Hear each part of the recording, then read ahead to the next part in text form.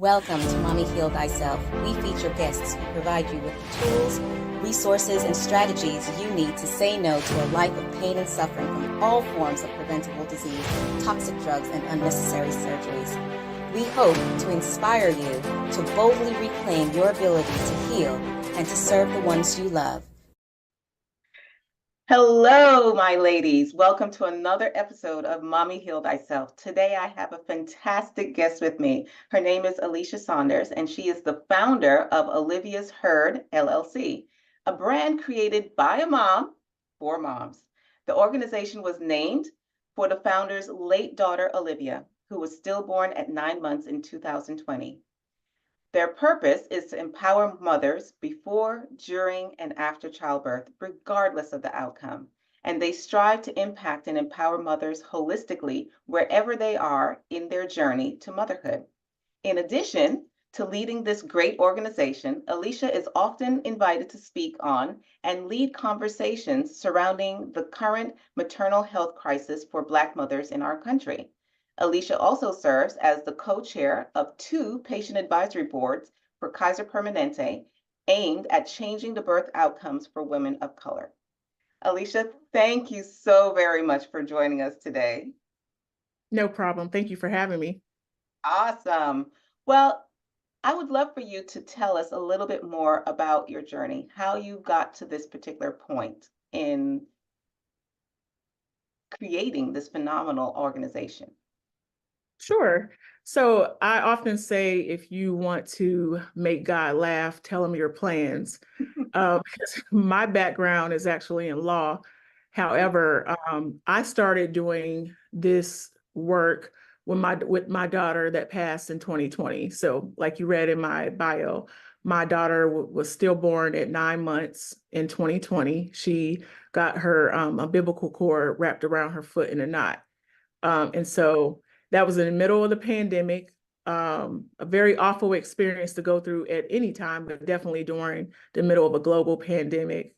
And so since that time, I have been tapped on the shoulder to walk this path of maternal health and addressing the disparities and inequities that women of color experience. And so that's how this organization got started. With that journey. So we're almost 4 years in, and looking forward to the difference that we can make for our Black moms. So now, when you talk about disparities, what kind of disparities are you referring to, and what are the outcomes or the negative outcomes that you are addressing with your organization? So, as many people know, or many people may not know, there is a huge maternal health crisis in this country for women of color. I am in Georgia, and Georgia is within the top 3 states, worst states to be pregnant. And part of the maternal health crisis for Black women is access to care. It's, the inequities that we experience when we go to the doctor for our prenatal care, whether they take our concerns seriously. And so it's a myriad of things that creates this inequity for women of color that are in their childbearing years. So we all came from a woman. And so that's why it's important for us to prioritize our Black mothers and address this crisis that we're currently experiencing. So, when we talk about the horrible rates of negative outcomes with childbirth, we're actually seeing that across the board, in all of our communities. So now, what are some of the things that your organization is doing to help with this? One of the first things I would like to do, I went to your site, and I love this beautiful quote on here where you said, "You are not alone. When a mother elephant loses a child, the herd surrounds her and showers her with love and support until she's ready to move again. At Olivia's Herd, we are there for each other's herd, showering angel moms with love and support until they're ready to move again." I'd love for you to tell us a little bit more about what that looks like and Sure, for sure. So I want to talk about it from two angles. The first angle is, addressing the quote. So when I lost I loved elephants before, but when I lost my daughter in 2020, one of the Northside Hospital here in Atlanta, they have this whole palliative care bereavement type of center for women who experience what I went through. And so when I lost my daughter, I came home with a box and a book. Um, so it's almost like a survivor's guide. And so one of the things I noticed that there were elephants all over the book. There in the box, they had themed the box with elephants. And so it just really piqued my curiosity why the correlation. And so I asked about it and I began to do my own research on elephants. And what I found was that when a mother elephant loses a baby, the entire herd circles around her, and she lays there beside the deceased baby elephant, sometime for days, and the herd circles around her until she's ready to move on.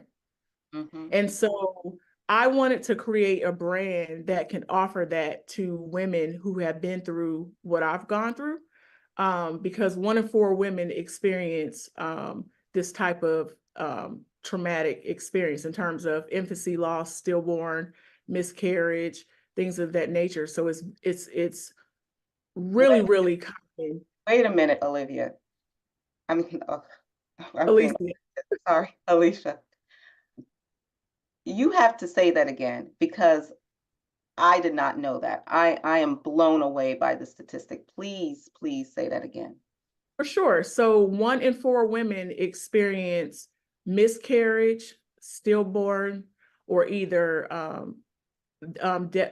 infancy loss. So shortly after the baby is born. And so if you think about it, you can literally be in a room full of women and count 1, 2, 3, 4, and it's just that common.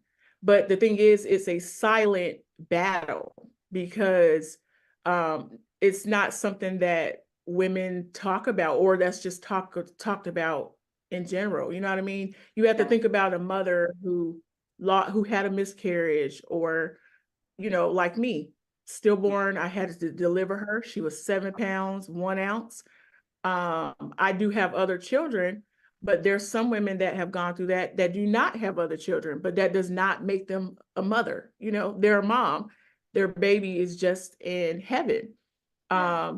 And so they still need support because they're fighting a silent battle every day that, people don't know about. And so, like I said, when I created this brand, I wanted to be able to provide support for that community. The angel community is like angel mom community is what I call it. But on the other side of the fence, to, answer your question, what we're doing to help address this maternal health crisis is a myriad of things, but one of the things is awareness Mm-hmm. and advocacy, self-advocacy. I often tell people when I speak about this and I'm invited to participate in different things, and they ask me a question like that, what would be my advice Mm-hmm. to pregnant moms, especially women of color? Is to be your own advocate, be a partner in your prenatal journey with your provider. Ask the questions. If something doesn't feel right, inquire about it. Just don't stay at home. For 2 of my pregnancies, so with my daughter that I lost, that was stillborn in Olivia, that was stillborn in 2020, if that wasn't enough, I developed postpartum preeclampsia. I had no symptoms whatsoever, 0 symptoms. The only way that it was caught is because I went back to my doctor within 7 days just for a regular checkup after delivering her, and my blood pressure was through the roof. And Mm-hmm. they immediately sent me to the hospital where I was admitted for a couple of days to be treated for preeclampsia. And again, I had no symptoms whatsoever. And so um, that's something to be on the lookout for with my son, who is my rainbow baby. And a rainbow baby is a baby born after a loss. So with him, I developed gestational diabetes. Mm-hmm. Um, And they were monitoring me for preeclampsia throughout that pregnancy. So I had to take low dose aspirin and be remotely monitored for preeclampsia and then for the gestational diabetes. But like clockwork, after I delivered him, I developed postpartum preeclampsia again and had to be admitted to the hospital. But this time, because I had the education and the knowledge and the things that to know what to look for, I was able to look out for those things. Talk to my husband about those things. And so within 7 days of after delivering him, I started having heart palpitations.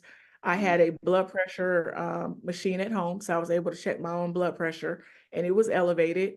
And I went to the hospital, and like I said, I was admitted and treated for postpartum preeclampsia.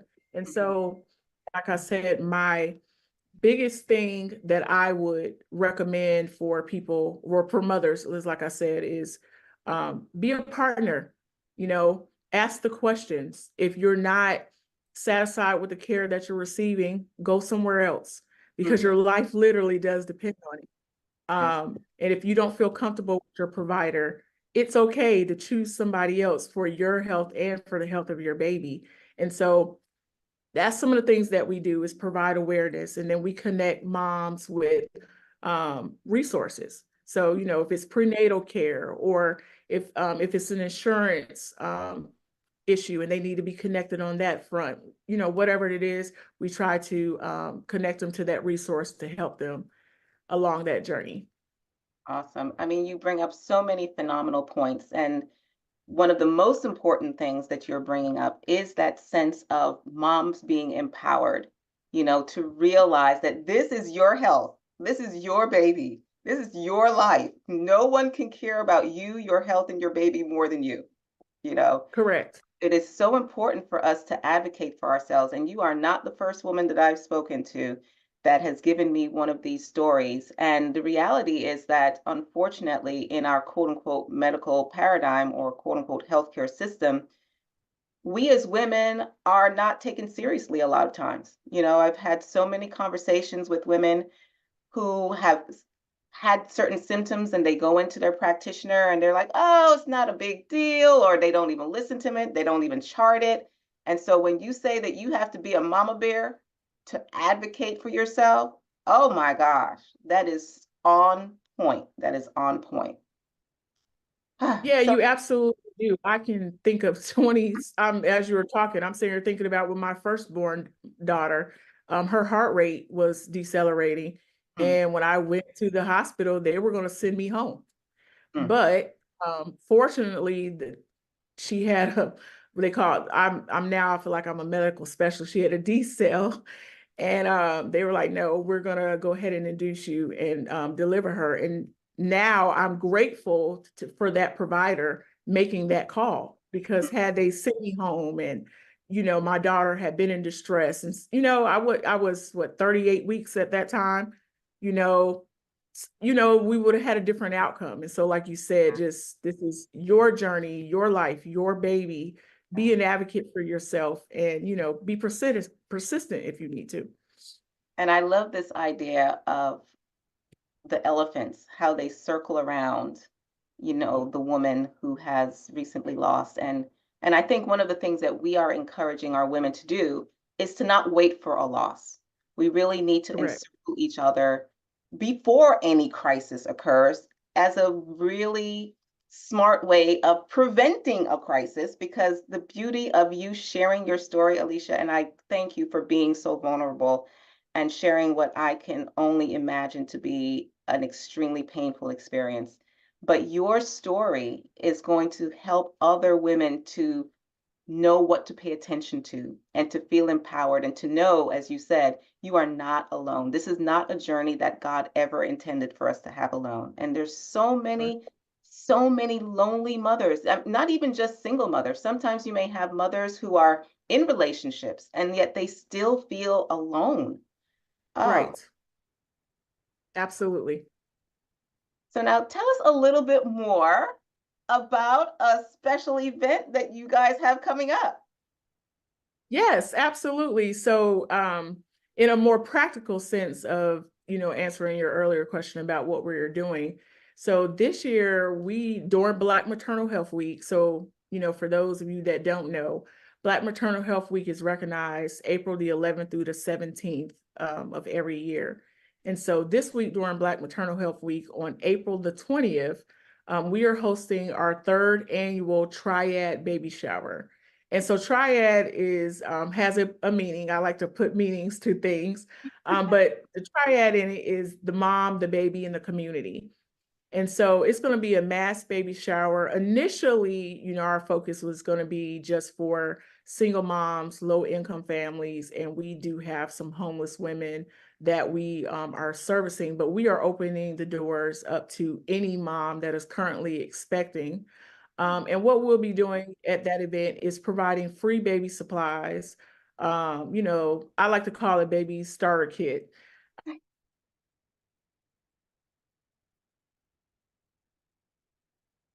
Uh, you can be a working adult and just still have, the news of a baby can be a financial stressor. So we want to provide a little bit of relief for those moms, but not only that, we will have vital maternal health information there as well. So we'll have some OBGYNs present. We're going to have a high-risk nurse practitioner that she treats strictly women that have high-risk pregnancies. And then we also are going to have a licensed mental health therapist there as well to talk about, our mental state, our mental and emotional state during pregnancy. That's before pregnancy. If it's an issue of trying to conceive and you can't conceive, during pregnancy, managing everything that we experience when we're pregnant, our body's changing. Our life is going to change now that we're going to have a kid. And then, of course, after pregnancy, because, the biggest thing is postpartum depression. But, I think as women, us paying attention to our mental and emotional state, no matter what stage you're in on your path to motherhood, is important. And so we hope to address those things on this date and women to leave feeling more empowered, more knowledgeable, and of course, with a few tangible things to help them with along on their journey. And as a childbirth educator and doula, I wear lots of different hats. This just makes Nice. me giddy with excitement, especially what you were saying in terms of reaching out to our homeless community. One of the things that I really enjoyed was that we had a doula instructor who actually taught some of our women how to be doulas so that we could work with women in the homeless community. So many times we do not realize that there are a lot of women who don't have a home that are giving birth alone in these For hospitals, sure. so this is exciting. Now, for those of us who are not in the Atlanta area, are there certain things that we can do to interact with your organization to benefit from what you have created? For sure. So first thing I want to say, registration is currently open for moms that want to attend the event that are in the Atlanta metro area and beyond. And if there's some people out there that want to, sponsor or donate, you can find all that information on our website as well. And then to answer your question directly, yes, we welcome any type of partnership because we're all in this together. And I will also direct those individuals to our website, which is oliviasheard.com. And that's Olivia with an S, so oliviasheard.com. Reach out to us, connect with us. We would love to partner near and far because, like I said, we all came from a woman, and we have to take care of our women, especially our Black mothers and our women of color, and surround them, support them, be their community, just like elephants do, not just even in the process of grief, but just period. Okay. And so please, yeah, definitely reach out to us. We would love to partner. So And we're gonna have that link in the show notes. So ladies, I encourage you, this is that week that she's talking about because even though we recorded this in the future, we are going to disseminate this and broadcast this during that Black Maternal Health Week. So I encourage you, if you are anywhere near the Atlanta area, and I know a lot of you guys are, or if you know of a woman who is pregnant or who may be trying to get pregnant, waiting to get pregnant, like I said, don't wait till that moment. Preparation is 90% of the battle. That's right. So Reach out to all us for sure. that, I'd say, look, if you're a grandma, if you're, auntie, or even if you're a dad, all of you out there, if you know a woman who is of childbirth age, regardless of whether or not she's pregnant, encourage her to sign up for the event in terms of learning more about this particular area of health. So you cannot go to the event unless you're pregnant, but you can reach out to Alicia to learn more about how you can improve your health outcomes. So now, before we go, Alicia, I would love for you to share with us a little bit more about what is the state of maternal health care in our nation at this point in time, because I think that many people are not really cognizant of the fact that we are not doing well, even when you compare us to other nations. So give us a little, splash of cold water to wake us up. Oh, if I can put it in one word, is dire. Black women, women of color are dying, babies are dying, and all these things can be preventable. Some of it, can be preventable, and largely a lot of it. And it's we are dying, and the maternal outcomes are far worse than our white counterparts. And a lot of it has to do with access to care, the health disparities, inequities. And so that's why it's important, if I can sum it up with one word, is being an advocate. We all know, we all came from a woman. I can't say that enough. We all have moms. And so it's so important that this is everybody's problem. This is not just a woman problem. This is everybody's problem. And we have to take care of our women, specifically our Black mothers. You hear so many stories, just like the cheerleader, I want to say in Kansas City, this just came out recently, that died. Her daughter was stillborn, I believe, at 23 weeks, and she died of sepsis. And so it is happening every day, everywhere, not just in Georgia, everywhere. This is a maternal crisis all over, and it's something that we all need to wake up and pay attention to and just do our part, whatever that may be, to ensure that we have better outcomes for our Black moms. So what are the things that are contributing to these negative outcomes with regards to, you say health disparities, but what are some of the resources that are available to people that they may not even know about? So I think some of the things that are contributing, like I said, access to care is a big one. Let's take Georgia, for example. You know, some of these rural areas don't have maybe adequate facilities for women to receive prenatal care. Or it may be a situation where, someone is dealing with the other social determinants of health, like, there might be a housing insecurity or a food insecurity, and all these things relate to each other. And so if someone, let's take we talked a little bit about the homeless population and, them being alone.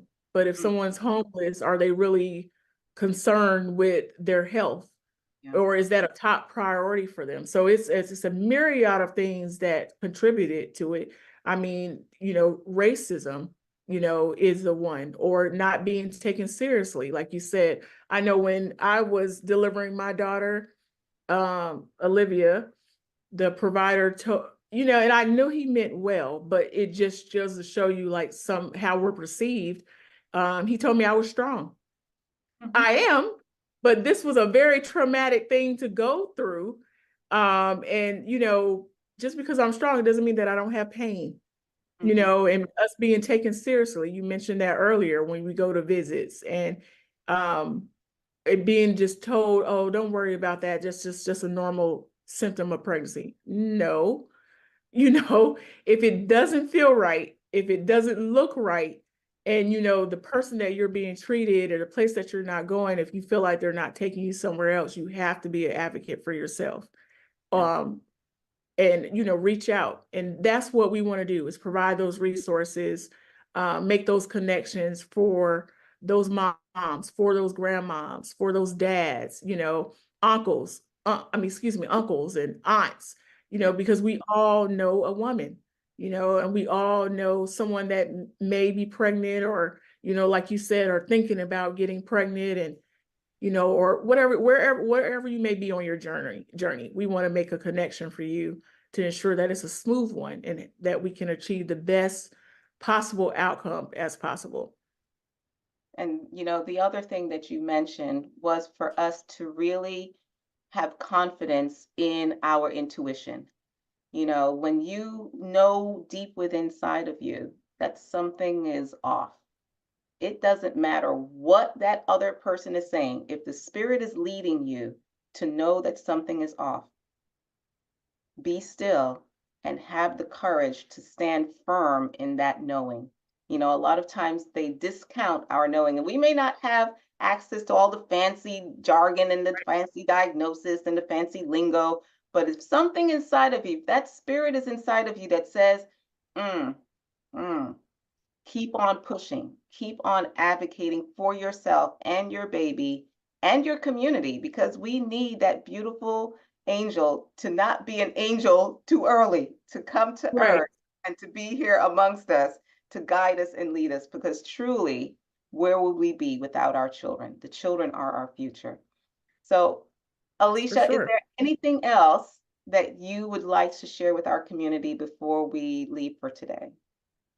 Yeah, I think we covered everything. I just want to remind everybody this is a problem for everyone. This is not just a problem for women. This is not just something that we should turn our eyes at. This is a crisis that we are in, and it's everybody's problem. And then we all can do something about it.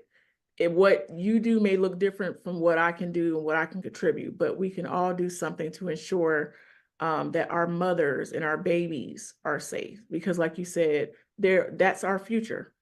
And so just today, right now, think about what you can do, how you can contribute to help in this maternal crisis that we're having. Thank you so very much for all that you do, not only on behalf of the angels, but on behalf of the living that are here. What you're doing is critical to how we move forward as a community, as a nation, as a world. Until next time, my beautiful ladies, peace and blessings. Thank you for tuning in for this episode of Mommy Heal Thyself. If you like what we're doing here, please share, subscribe, like us, and leave a comment. Your feedback is very much appreciated.